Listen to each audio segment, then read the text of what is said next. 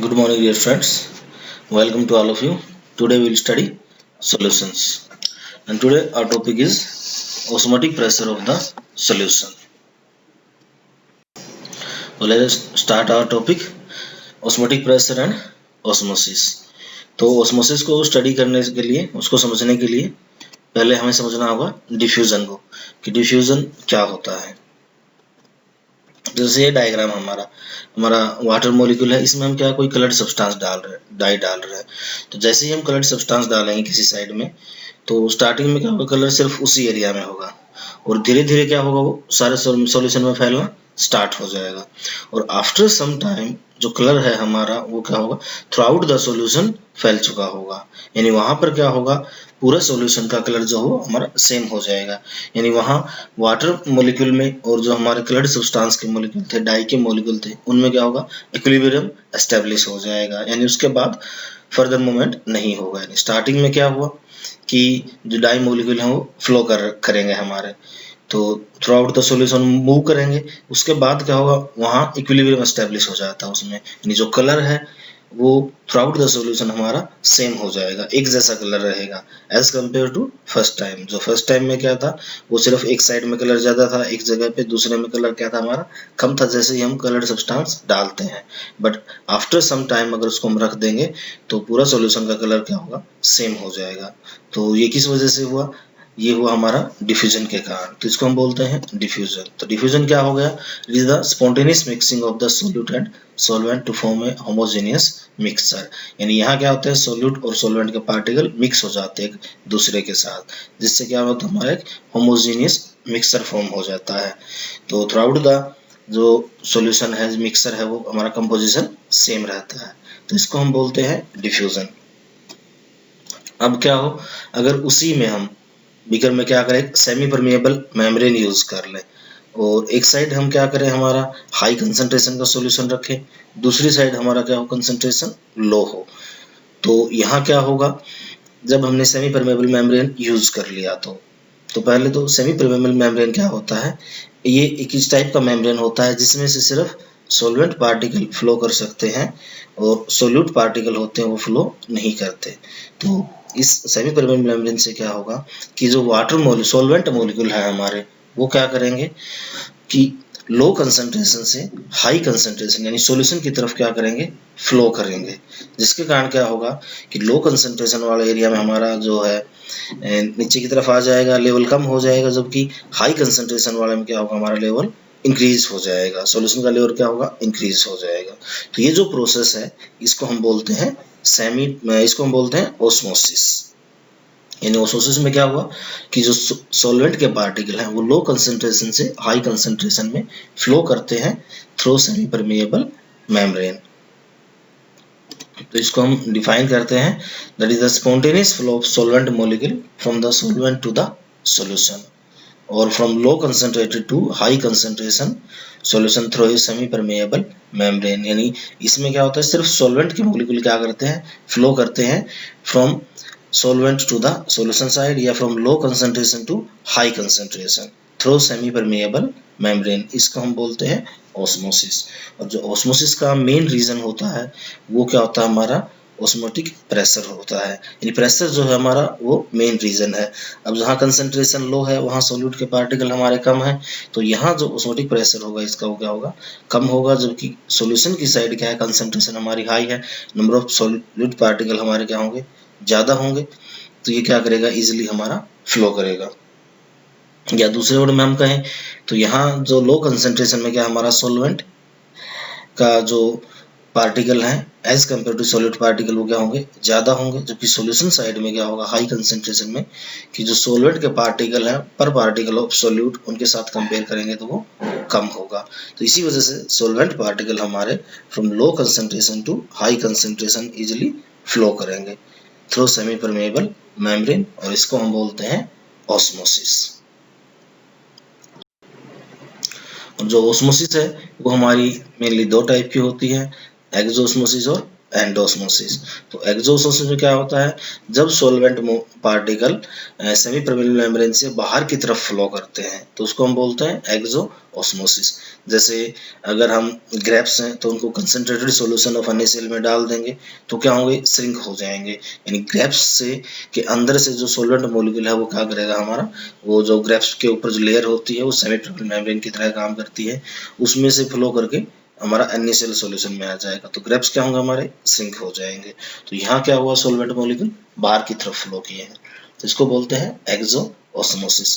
इसी तरीके से अगर हम एग लेते हैं और उसका हमने बॉयल करके जो है आउटर सेल को हटा दिया है, कंसंट्रेशन सॉल्यूशन है हमारा, अन्य सेल में अगर उसको हम डालेंगे तो वो क्या होगा, हमारा श्रिंक हो जाएगा, वो भी इन द सेम तरीके से कि जो सॉल्वेंट मॉलिक्यूल है वो क्या करेगा, बाहर की तरफ फ्लो करेगा। उसके बाद एंडोऑस्मोसिस है। एंडोऑस्मोसिस में क्या होता है कि जब सॉल्वेंट मॉलिक्यूल क्या है मेम्ब्रेन से अंदर की तरफ फ्लो करते हैं, उसको हम बोलते हैं एंडोऑस्मोसिस। जैसे किशमिश या ग्रेप्स को हम वाटर में डाल देंगे तो क्या है, स्वेल हो जाते हैं किशमिश, तो उसमें क्या होता है, जो वाटर मॉलिक्यूल है अंदर की तरफ फ्लो किया है थ्रू सेमी परमेबल मेम्ब्रेन, तो ये हो जाती है हमारी एंडोऑस्मोसिस। जैसे एग लेते हैं हम विदाउट आउटर सेल, उसको हम वाटर में डाल देते हैं तो वो क्या फूल जाता है, क्योंकि बाहर कंसंट्रेशन का मतलब कि एग के अंदर कंसंट्रेशन ज़्यादा है, तो सॉल्वेंट मॉलिक्यूल क्या करेगा, अंदर की तरफ फ्लो करेगा, जिसके कारण वो क्या होगा, स्वेल हो जाएगा, फूल जाएगा।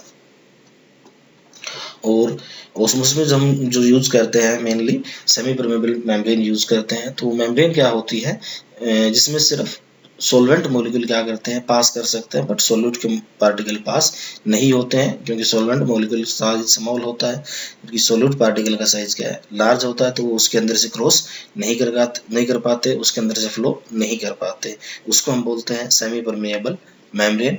और जो सेमी परमेबल मेम्ब्रेन है मेनली दो टाइप की होती है, एक होती है हमारी नेचुरल मेम्ब्रेन, जो कि एनिमल और वेजिटेबल के ऊपर होती है, जो जनरली हमारी आउटर स्किन के अंदर होती है एनिमल या प्लांट्स में, तो उसको हम बोलते हैं हमारी natural semi permeable membrane. Generally जो है हमारा पिग्स ब्लैडर है, वो एक नेचुरल सेमी परमेबल मेम्ब्रेन का एग्जांपल है।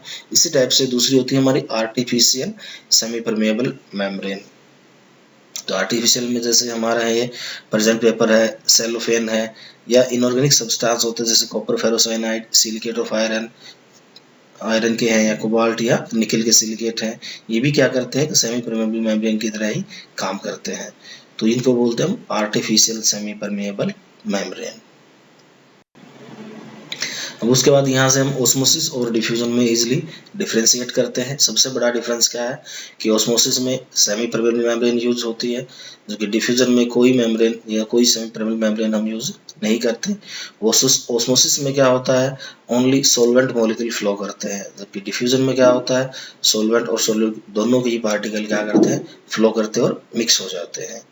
ऑस्मोसिस जो है हमारी हमेशा लो कंसंट्रेशन से हाई कंसंट्रेशन में होती है, डिफ्यूजन जो है वो हाई कंसंट्रेशन से लो कंसंट्रेशन में होता है। और ऑस्मोसिस है that is applicable only in solution, ये सिर्फ सॉल्यूशन में होती है, जबकि डिफ्यूजन है वो गैसेस और सॉल्यूशन दोनों में होता है। उसके बाद ऑस्मोसिस को हम स्टॉप भी कर सकते हैं और रिवर्स भी कर सकते हैं by applying the high pressure on the solution side, जबकि डिफ्यूजन को हम स्टॉप या रिवर्स नहीं कर सकते हैं। This is very important difference between osmosis and diffusion. अब ये ऑस्मोसिस और डिफ्यूजन को हमने नॉर्मली रिप्रेजेंट किया है, तो डिफ्यूजन में क्या होता है कि सॉल्यूट और सॉल्वेंट दोनों के ही मॉलिक्यूल फ्लो करते हैं, और जो फ्लो है वो जनरली हाई कंसंट्रेशन से लो कंसंट्रेशन की तरफ होता है, तो इसमें हमारा एक होमोजेनियस मिक्सचर फॉर्म हो जाता है। जबकि जो ऑस्मोसिस होती है उसमें क्या एक सेमी परमेबल मेम्ब्रेन होती है, जिसमें सॉल्वेंट मॉलिक्यूल फ्लो करते हैं from low concentration to high concentration, जिसकी वजह से लो कंसंट्रेशन में जो लेवल है हमारा वो कम हो जाता है सॉल्वेंट का, जबकि हाई कंसंट्रेशन में जो लेवल है वो हमारा इंक्रीज हो जाता है। तो यहाँ से इजीली हम डिफरेंशिएट कर सकते हैं कि डिफ्यूजन क्या है हमारा और ऑस्मोसिस क्या होती है। उसके बाद हमारा आता है ऑस्मोटिक प्रेशर। तो ऑस्मोटिक प्रेशर क्या है उसको समझने के लिए जैसे हमारे पास डायग्राम है कि हमारा क्या है, हमने एक सॉल्यूशन ले लिया, ये थिस्टल फनल है, उसमें हमने क्या किया, सॉल्यूशन ले लिया कुछ अमाउंट में, और उसको हमने क्या किया, वाटर का बीकर लेके उसमें डिप कर दिया, और जो थिस्टल फनल है उसके नीचे हमने क्या किया, एक सेमी परमेबल मेम्ब्रेन यूज की है। उसमें हमारा एक सॉल्यूशन है। अब अगर उसको हम वाटर में डाल के रख देंगे तो ये क्या होगा, जो वाटर है ये हमारा सॉल्वेंट का काम कर रहा है, अंदर में हमारा सॉल्यूशन है। तो ऑस्मोसिस के कारण जो वाटर मॉलिक्यूल है वो क्या करेंगे, थिस्टल फनल के अंदर फ्लो करना स्टार्ट करेंगे। तो धीरे धीरे थिस्टल फनल में क्या होगा, लेवल हमारा इंक्रीज होता चला जाएगा सॉल्यूशन का, और आफ्टर सम टाइम जाके वो लेवल है हमारा वो कांस्टेंट हो जाएगा। तो जितना लेवल तक हमारा ये इंक्रीज होता है उसको हम यहाँ मान लेते हैं हमारा एच हाइट। तो यहाँ जो प्रेशर लगा हमारा थिस्टल फनल में उसको हम बोलते हैं हमारा ऑस्मोटिक प्रेशर। और उसको अगर हम डिफाइन करते हैं तो ऑस्मोटिक प्रेशर क्या है, it is the equilibrium hydrostatic pressure of the column set up as a result of osmosis. यानी ऑस्मोसिस के कारण जो इसमें हमारा जो भी प्रेशर आया है कॉलम में, दैट इज ऑस्मोटिक प्रेशर। अगर उसको हम मेजर करेंगे तो उसके लिए हमारा फॉर्मूला होगा एच रो जी। एच क्या है, कितना हाइट तक हमारा सॉल्यूशन का लेवल इंक्रीज हुआ है, और पाई है हमारा ये ऑस्मोटिक प्रेशर है, रो है डेंसिटी ऑफ द लिक्विड, जो लिक्विड हमारा कॉलम में हमने लिया है उसकी क्या डेंसिटी है, and g is the gravity, जो कि जनरली हमारी जो स्टडी करते हैं हम एक्सेलरेशन ड्यू टू ग्रेविटी होती है 9.8 मीटर पर सेकंड स्क्वायर। तो जी हमारा ग्रेविटी है। तो इस तरीके से हम यहाँ से इसका यूज करके ऑस्मोटिक प्रेशर निकाल सकते हैं। एक और है हमारे पास ऑस्मोटिक प्रेशर को निकालने के लिए मेथड है कि अगर हम इस तरीके से लें, एक तरफ हमने सॉल्वेंट ले लिया, एक तरफ हमने क्या किया, सॉल्यूशन ले लिया, बीच में क्या किया, सेमी परमेएबल मेम्ब्रेन यूज की। अब क्या होगा इसमें कि सॉल्वेंट मॉलिक्यूल क्या करेंगे, सेमी परमेएबल मेम्ब्रेन से सॉल्यूशन की तरफ फ्लो करेंगे, यानी यहाँ पर क्या होगा, हमारा ऑस्मोसिस होगा। तो जो सॉल्वेंट की साइड है लेवल हमारा डिक्रीज होगा, जबकि सॉल्यूशन की साइड लेवल हमारा क्या होगा, इंक्रीज होगा। तो यहाँ हमारी क्या हो रही है, ऑस्मोसिस हो रही है। अब हम क्या करें, अगर हम सॉल्यूशन की साइड प्रेशर लगाएं, जनरली तो दोनों में ऑस्मोटिक प्रेशर काम कर रहा है हमारा, वो तो इक्वल ही रहेगा सॉल्यूशन और सॉल्वेंट में, लेकिन हम क्या करें, अगर सॉल्यूशन की तरफ हम कुछ एक्स्ट्रा प्रेशर लगा दें ताकि उसका लेवल इंक्रीज ना हो। अब लेवल इंक्रीज नहीं होगा, इसका मतलब क्या है कि जो सॉल्वेंट मॉलिक्यूल है वो सॉल्यूशन की तरफ फ्लो नहीं करेंगे, यानी जो हमारी ऑस्मोसिस जो प्रोसेस है वो क्या होगी, रुक जाएगी। तो ये क्या हो जाएगा, हमारा ऑस्मोटिक प्रेशर हो जाएगा, यानी जो प्रेशर हमने इसके ऊपर अप्लाई किया सॉल्यूशन साइड में, उसने क्या किया, ऑस्मोसिस को रोक दिया है। तो इस प्रेशर को हम क्या बोलते हैं, ऑस्मोटिक प्रेशर। यानी ऑस्मोटिक प्रेशर को अगर हम डिफाइन करेंगे तो ऑस्मोटिक प्रेशर क्या हो जाएगा, is the pressure of solution that must be applied to the solution to prevent osmosis। यानी ऑस्मोसिस को रोकने के लिए जो हम प्रेशर लगाते हैं सॉल्यूशन साइड में, वो क्या होता है, हमारा ऑस्मोटिक प्रेशर होता है। To stop the flow of solvent molecule to the solution through semi permeable membrane. यानी solvent molecule semi permeable membrane के थ्रू सॉल्यूशन की तरफ फ्लो ना करें, उसको रोकने के लिए जितना भी हम प्रेशर लगाते हैं, that is our osmotic pressure. तो सिंपली ऑस्मोटिक प्रेशर क्या है, यानी ऑस्मोसिस को रोकने के लिए हमें क्या करना पड़ेगा, सॉल्यूशन की तरफ प्रेशर लगाएंगे तो वो क्या होगा, हमारा ऑस्मोटिक प्रेशर हो जाएगा।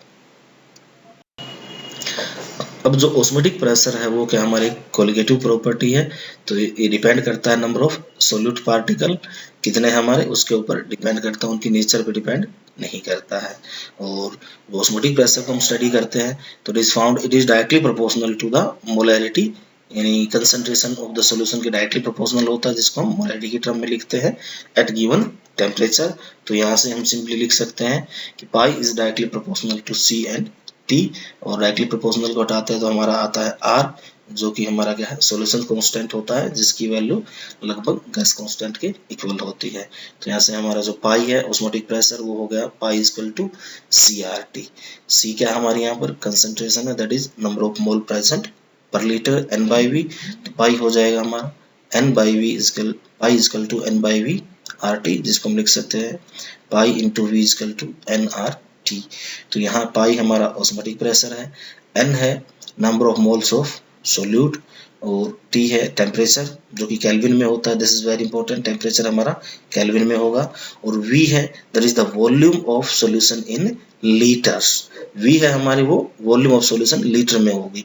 तो ये दो चीज यहाँ बहुत इंपॉर्टेंट है कि टेम्परेचर है यहाँ हमारा केल्विन में होगा और वॉल्यूम है वो हमारी यहाँ लीटर में होगी। तो इसका यूज, और जो R है यहाँ पर वो क्या हमारा सॉल्यूशन कांस्टेंट है और इसकी वैल्यू गैस कांस्टेंट की इक्वल होती है।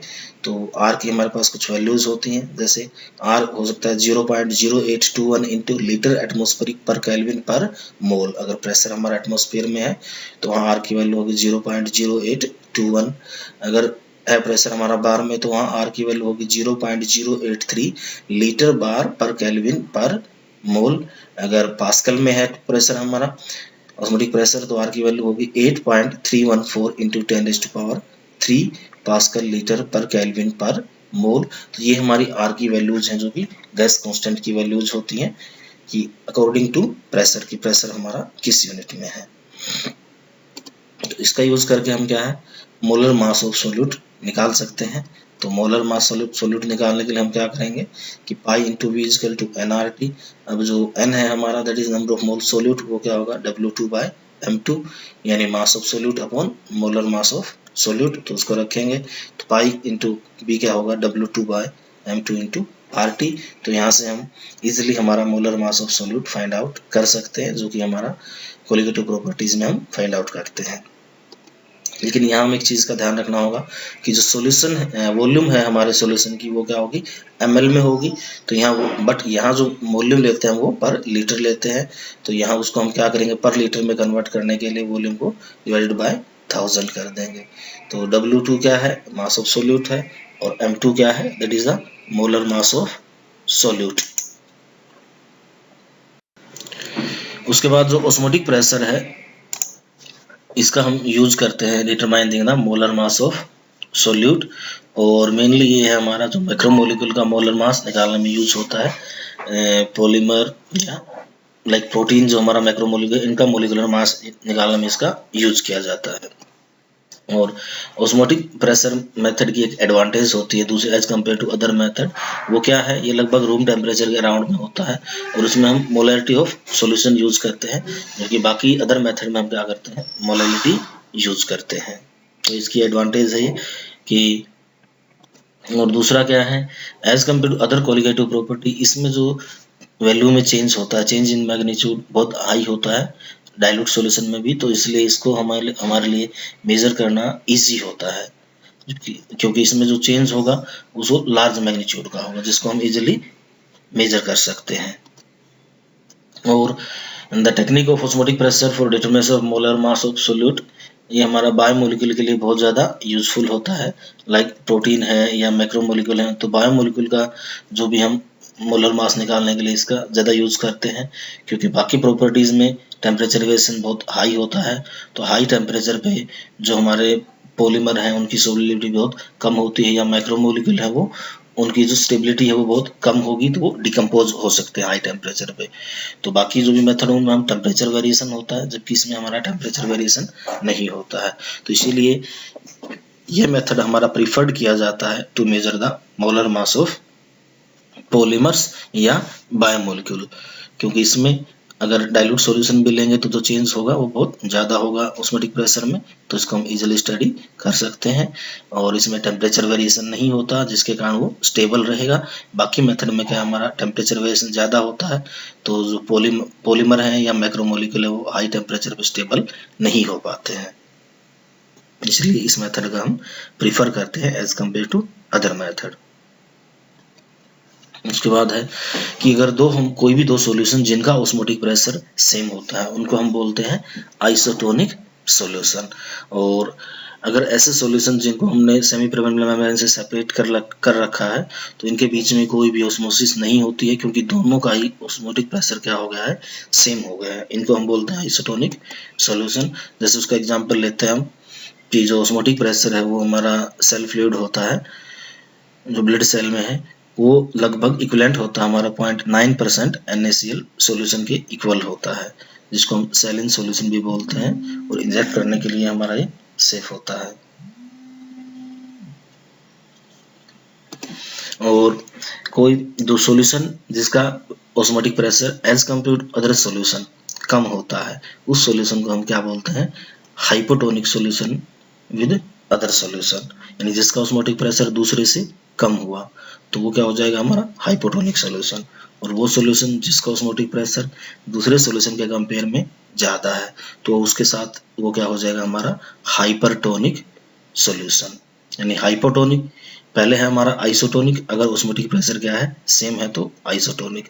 अब अगर वहाँ ऑस्मोटिक प्रेशर में डिफरेंस है तो जिसका कम है ऑस्मोटिक प्रेशर वो क्या होगा हाइपोटोनिक, और जिसका ऑस्मोटिक प्रेशर ज़्यादा है वो क्या होगा हाइपरटोनिक। जैसे हमारा अभी हमने स्टडी किया तो 0.9% NaCl सॉल्यूशन होता है, वो आइसोटोनिक होता है आरबीसी के साथ। तो अगर ऐसे सॉल्यूशन में हमारा आरबीसी को पुट कर देंगे तो वहाँ पर उनमें कोई स्वेलिंग या श्रिंकिंग नहीं होगी, ना तो स्वेल होगी और ना ही श्रिंक होगी। और जबकि अगर हमारा NaCl सॉल्यूशन है जिसकी कंसंट्रेशन लेस देन 0.9% है तो ये क्या होगा हाइपोटोनिक सॉल्यूशन होगा। अगर ऐसे सॉल्यूशन में हम आरबीसी को डालेंगे तो क्या होगा, अगर कंसंट्रेशन यहाँ NaCl की क्या है कम है तो सॉल्वेंट मॉलिक्यूल क्या करेंगे सेल के अंदर फ्लो करेंगे, यहाँ क्या होगी ऑस्मोसिस होगी, क्योंकि जो सॉल्यूशन हम यूज कर रहे हैं उसकी कंसंट्रेशन कम है, जबकि आरबीसी में कंसंट्रेशन क्या हमारी ज़्यादा है। तो जो वाटर है वो क्या करेगा सेल के अंदर फ्लो करेगा, अंदर फ्लो करेगा तो वो क्या होगी स्वेल हो जाएगी और वो बर्स्ट भी हो सकती है। इसको हम बोलते हैं हीमोलिसिस, क्योंकि यहाँ क्या होगी ऑस्मोसिस होगी और लिक्विड क्या करेगा सेल के अंदर फ्लो करेगा, यानी एक तरीके से यहाँ एंडोस्मोसिस हो रही है। उसके बाद अगर हमारा जो सॉल्यूशन होता है जिसकी कंसंट्रेशन है 0.9% से ज़्यादा होती है वो क्या होता है हमारा हाइपरटोनिक सॉल्यूशन होता है विद आरबीसी। अगर ऐसे सॉल्यूशन में हम आरबीसी को डाल देंगे तो यहाँ क्या होगा जो सॉल्यूशन हमने लिया उसकी कंसंट्रेशन क्या हाई है और आरबीसी के अंदर जो सॉल्यूशन उसकी कंसंट्रेशन क्या है कम है, तो अब वाटर क्या करेगा सेल से बाहर की तरफ फ्लो करेगा और इसमें ऑस्मोसिस होगी हमारी, क्योंकि लो कंसंट्रेशन से high concentration solvent molecule flow करते हैं। तो इस केस में आरबीसी क्या होगी हमारी श्रिंक हो जाएगी और इसको बोलते हैं हम प्लाज्मोलिसिस। तो यहाँ क्या हो रही है हमारी एक्सोस्मोसिस हो रही है एक तरीके से कि सॉल्वेंट मॉलिक्यूल सेल से बाहर की तरफ फ्लो कर रहे हैं। कब फ्लो कर रहे हैं उसको अगर हमने ज़्यादा कंसंट्रेशन के सॉल्यूशन में डाला है यानी हाइपरटोनिक सॉल्यूशन में डाला है, और अगर कम कंसंट्रेशन के सॉल्यूशन में डाल रहे थे आरबीसी से कम थी जिसकी कंसंट्रेशन, वहाँ क्या कर रहा था वाटर सेल के अंदर फ्लो कर रहा था जहां सेल हमारी स्वेल हो रही थी। तो ये बहुत इंपॉर्टेंट कंसेप्ट है। उसके बाद है ऑस्मोसिस के डिपेंडिंग हम कुछ फिनोमेना को एक्सप्लेन करते हैं। जैसे कि हमारा जो कच्चे आम होते हैं अगर उनको हम कंसंट्रेटेड सॉल्यूशन में रख देते हैं तो वो क्या है लूज वाटर मॉलिक्यूल उनका लॉस हो जाता है जिसको हम पिकल बनाने के लिए यूज कर देते हैं। क्योंकि कंसंट्रेटेड सॉल्यूशन ज़्यादा है हमारी कंसंट्रेशन तो सॉल्वेंट मॉलिक्यूल क्या करेगा इजीली फ्लो करेगा आउटसाइड में, तो आउटसाइड में फ्लो करेगा तो क्या हो जाएगा हमारा वो श्रिंक हो जाएगा जिसको हम इजीली पिकल बनाने के लिए यूज करते हैं। या फिर विदर्ड फ्लावर है उनको अगर हम फ्रेश वाटर में डाल देते हैं तो वाटर क्या करता है उनके अंदर फ्लो करता है जो क्या है फिर से फ्रेश की तरह बिहेव करते हैं। इसी तरीके से जो कैरेट होती है अगर हमारी वो मुरझा जाती है तो उसमें अगर हम क्या करते हैं वाटर में रख देते हैं उसके अंदर या उसके ऊपर अगर हम वाटर डाल देते हैं तो पहले की तरह ये क्या है फ्रेश हो जाती है, क्योंकि वहाँ ऑस्मोसिस होगी वाटर मॉलिक्यूल क्या करेगा उसके अंदर फ्लो करेगा। उसी तरीके से जो हमने ऑलरेडी स्टडी किया है कि अगर हमारी ब्लड सेल को हमने लेस किसी सॉल्यूशन में डिप किया जिसकी कंसंट्रेशन लेस देन 9% है, सॉरी 0.9% से कम कंसंट्रेशन का सॉल्यूशन है तो वहाँ क्या होगा वाटर मॉलिक्यूल का लॉस हो जाएगा बाय ऑस्मोसिस। उसके बाद है पीपल जो हैं जो बहुत ज़्यादा साल्टी फूड खाते हैं तो उनके अंदर क्या होता है वाटर रिटेंशन हो जाता है टिश्यूज एंड सेल में, जिसके कारण क्या है उनको एक स्वेलिंग हो जाती है चेहरे के ऊपर जिसको हम क्या बोलते हैं एडमा बोलते हैं। छोटी छोटी फुंसियाँ निकल जाती हैं या स्वेलिंग होती है जिसको हम क्या बोलते हैं एडमा बोलते हैं। ये भी क्या हमारा ऑस्मोसिस की वजह से ही होता है। या फिर जो वाटर का मूवमेंट होता है फ्रॉम सोइल टू प्लांट्स, जो वाटर मूव करते हैं हमारे डिफरेंट पार्ट में या टिश्यूज तक, वो भी हमारा क्या है मेनली ड्यू टू ऑस्मोसिस ही होता है। और या फिर जो मीट को प्रिजर्व करते हैं बाई साल्ट लगा के, तो साल्ट लगाने से क्या होता है जिसमें वाटर प्रेजेंट होता है वो बाहर की तरफ फ्लो कर जाता है। या फ्रूट्स को बाय एडिंग शुगर तो बैक्टीरिया से प्रोटेक्ट करते हैं हमको, तो वहाँ क्या है, ऑस्मोसिस होती है, जिसके कारण वाटर मॉलिक्यूल का लॉस हो जाता है, जिसके कारण जो बैक्टीरिया है वो हमारे यहाँ पर डाई हो जाते हैं, सर्वाइव नहीं कर पाते हैं। उसके बाद है reverse osmosis and water purification. तो रिवर्स ऑस्मोसिस क्या है कि जो ऑस्मोसिस को रोकने के लिए हम कुछ प्रेशर लगा रहे थे हमारा सॉल्यूशन की साइड में, जिससे हमारा ऑस्मोसिस रुक रहा था। अब अगर हमारा जो प्रेशर जो हम लगा रहे हैं वो ऑस्मोटिक प्रेशर से ज़्यादा हो जाए, जो सॉल्यूशन की साइड में हमने प्रेशर लगाया है अगर वो ऑस्मोटिक प्रेशर से ज़्यादा हो गया, तो वहाँ क्या करेंगे, अब सॉल्वेंट मॉलिक्यूल क्या होगा, सॉल्यूशन साइड से क्या करेंगे, सॉल्वेंट की तरफ फ्लो करना स्टार्ट कर देंगे, यानी जो ऑस्मोसिस थी वो हमारी रिवर्स डायरेक्शन में हो जाएगी, जिसको हम बोलते हैं रिवर्स ऑस्मोसिस। तो रिवर्स ऑस्मोसिस कब होती है, when the pressure applied on the solution side is larger than osmotic pressure. तो वो क्या होगा, जो सॉल्वेंट मॉलिक्यूल है from solution, they will start moving toward the solvent side through semi permeable membrane, या दूसरे वर्ड में बोले तो सॉल्वेंट मॉलिक्यूल हाई कंसंट्रेशन से लो कंसंट्रेशन की तरफ क्या करेंगे, फ्लो करेंगे थ्रू सेमी परमेएबल मेम्ब्रेन, यानी ऑस्मोसिस क्या होगी हमारी, रिवर्स हो जाएगी। तो इसलिए इसको हम बोलते हैं रिवर्स ऑस्मोसिस। जैसे हमने यहाँ डायग्राम में दिखा रखा है, फ्रेश वाटर है, उधर हमारा साल्ट वाटर है, तो साल्ट वाटर की तरफ कंसंट्रेशन क्या है हमारी, हाई है, इधर कंसंट्रेशन क्या है, फ्रेश वाटर में कम है। तो जनरली क्या होगा, सेमी परमेबल मेम्ब्रेन के थ्रू फ्रेश वाटर क्या करेगा, साल्ट वाटर की तरफ मूव करेगा। अब जिसके कारण उसका प्रेशर क्या होगा, इंक्रीज होगा। अब उसको रोकने के लिए हम क्या करते हैं, प्रेशर लगा देते हैं, तो ऑस्मोसिस हमारी रुक जाती है। अब अगर जो पिस्टन से हम प्रेशर लगा रहे हैं वो हमारा ऑस्मोटिक प्रेशर से ज़्यादा होगा, तो क्या होगा, साल्ट वाटर की साइड से जो सोलवेंट मॉलिक्यूल है वो सेमी परमेबल मेम्ब्रेन के थ्रू फ्रेश वाटर की तरफ क्या करेंगे, मूव करेंगे। ये क्या हो जाएगी, और यानी यहाँ पर क्या होगा, हमारा ऑस्मोसिस जो है वो रिवर्स डायरेक्शन में हो जाएगी। इसको हम बोलते हैं रिवर्स ऑस्मोसिस। और वाटर प्योरीफायर में या इसका हम क्या करते हैं, वाटर को प्योरीफाई करने में इसका यूज करते हैं, जब भी हम क्या है, जो प्रेशर है साल्ट वाटर की तरफ ज़्यादा लगा देंगे as compare to osmotic pressure, जिसको हमने ऑलरेडी एक्सप्लेन किया था। और इसको जो सेमी परमेबल मेम्ब्रेन यूज की जाती है वो पॉली मेम्ब्रेन होती है। अब इसके लिए जो रिवर्स ऑस्मोसिस के लिए प्रेशर हमारा क्या है, हाई होता है, तो इसके लिए हम हमारी मेम्ब्रेन यूज करते हैं, जनरली जो होती है सेलुलोज एसीटेट की फिल्म होती है, जो कि जिसमें हम क्या करते हैं, पोरोस्पोर्ट मेम्ब्रेन होती है जिसका हम यूज करते हैं। तो cellulose acetate is permeable to water but impermeable to impurities और आयन, यानी सेलुलोज एसीटेट जो मेम्ब्रेन है उसमें से सिर्फ वाटर फ्लो करेगा, बाकी जो आयंस हैं या इम्प्योरिटीज वो फ्लो नहीं करेंगी। तो इसके जरिए हम वाटर को यहाँ से प्योरीफाई कर सकते हैं। तो इस तरीके से रिवर्स ऑस्मोसिस का यूज करके हम वाटर को प्योरीफाई करते हैं, जनरली जिसको बोलते हैं आरओ टेक्निक, जो कि हमारे वाटर प्योरीफायर में यूज होती है, आरओ रिवर्स ऑस्मोसिस। उसके बाद हमारा एक न्यूमेरिकल है, 200 centimeter cube of an aqueous solution of a protein contain 1.26 gram of the protein. The osmotic pressure of such solution at 300 Kelvin is found to be 2.57 into 10 to the power minus 3 bar. Calculate the molar mass of protein. तो इसमें हमें molar mass निकालना protein का। Given क्या है कि जो mass of protein है दैट इज 1.26 ग्राम है, यानी W2 होगा ये, और वॉल्यूम ऑफ सॉल्यूशन क्या है, 200 ml गिवन है, 200 centimetre cube that is the volume of solution, और ऑस्मोटिक प्रेशर है हमारा that is 2.57 into 10 to the power minus 3 bar, ये भी गिवन है। टेम्परेचर है यहाँ हमारा 300 केल्विन, और यहाँ जो आर जो होगा हमारा, तो पाई हमारा बार में, तो आर होगा हमारा 0.083 लीटर बार पर केल्विन पर मोल। आर की वैल्यू हमारा ऑस्मोटिक प्रेशर के अकॉर्डिंग होगी कि उसकी यूनिट क्या है, और यहाँ निकालना है हमें इसमें मोलर मास M2 निकालना है प्रोटीन का। तो इसको निकालने के लिए हम क्या करेंगे, फॉर्मूला रखेंगे हमारा pi V equal to W2/M2 RT। Volume यहाँ हमारी ml में है, तो V को हम क्या कर लेंगे, डिवाइडेड बाय 1000, क्योंकि वॉल्यूम हमें क्या करना है, लीटर में यूज करना है। तो वैल्यू रखेंगे हम, पाई की वैल्यू है 2.57 into 10 to the power minus 3, V है 200 upon 1000 is equal to W2 जो कि हमारा 1.26 अपॉन M2 हमें फाइंड आउट करना है, इंटू R की वैल्यू है 0.083, और टेम्परेचर हमारा केल्विन में यूज करेंगे हमेशा, वो है 300।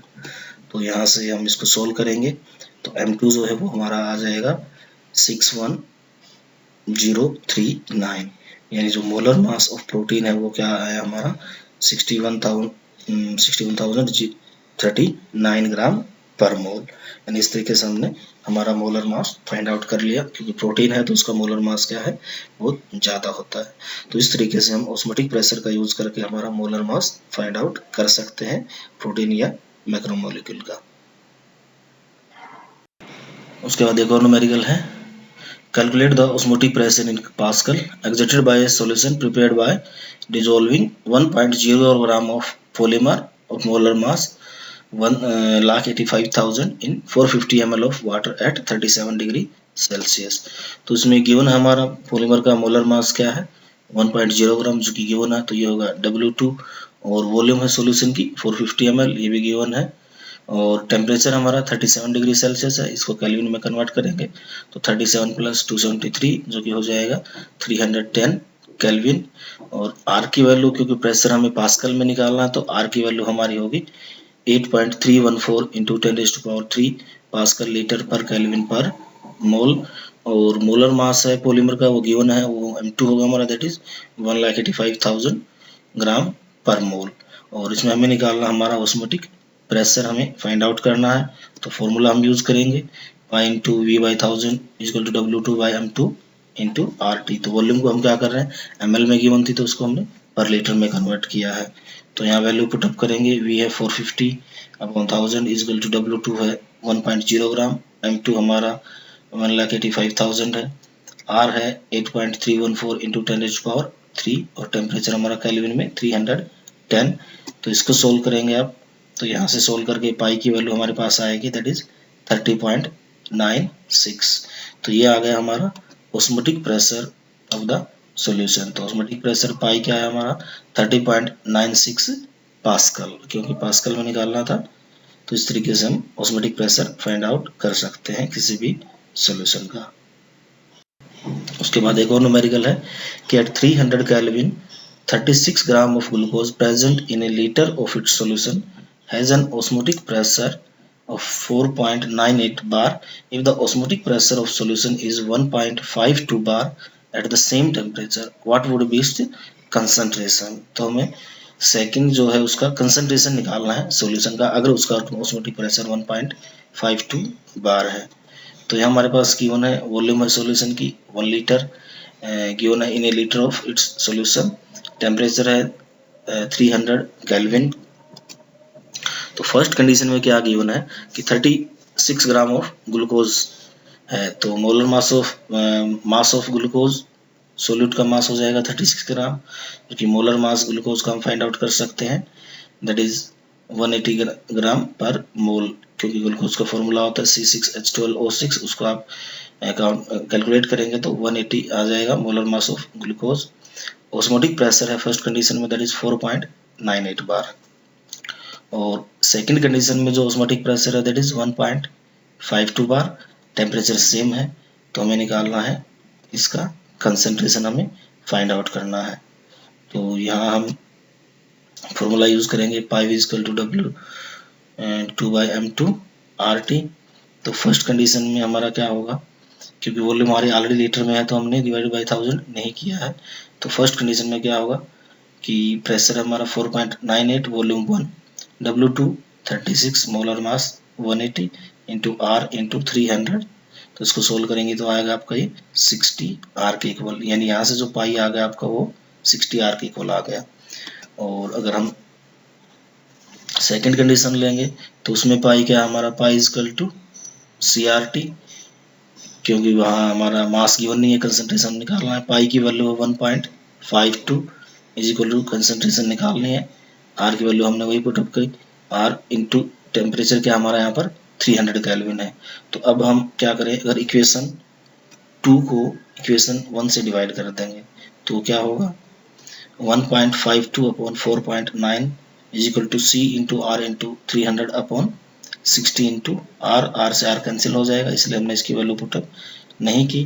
तो C की वैल्यू यहाँ से आ जाएगी 1.52/4.98 × 5, जो कि आ गई 0.061। तो ये क्या आ गई कंसंट्रेशन ऑफ सॉल्यूशन, जो कि क्या है हमारे पास 0.061 मोलर, क्योंकि मोलरिटी होती है तो ये हमारी मोलर आ गई। उसके बाद एक और न्यूमेरिकल हमारा, that calculate the osmotic pressure at 273 kelvin of a 5% solution of urea with molar mass 60 ग्राम पर मोल और R की वैल्यू है 0.0821 लीटर एटमॉस्फेरिक पर केल्विन पर मोल। तो यहाँ गिवन है कि 5% सोल्यूशन ऑफ यूरिया, इसका मतलब क्या है, 5 gram of urea present in 100 ml of solution, क्योंकि इसके केस में ऑस्मोटिक प्रेशर के केस में जो परसेंटेज है वो हमेशा क्या होगा हमारा mass by volume. This is very important कि यहाँ जो परसेंटेज है वो हमारा होगा हमेशा मास बाय वॉल्यूम। तो 5% है, इसका मतलब 5 ग्राम present in 100 ml of solution.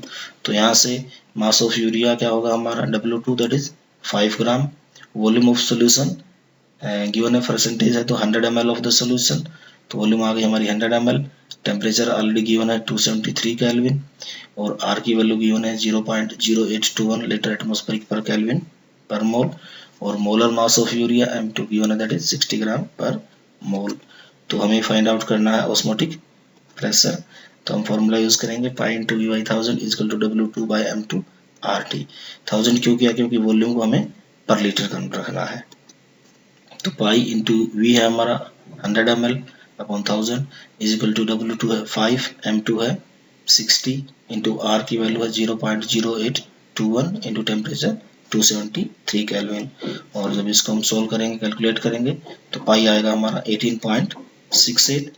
तो यहाँ से जो पाई आ गया हमारा ऑस्मोटिक प्रेशर 18.68 और इसका यूनिट क्या होगा एटमॉस्फेयर, क्योंकि R क्या हमारा लीटर एटमॉस्फेयर पर केल्विन पर मोल में है, पर मोल है तो एटमॉस्फेयर में है।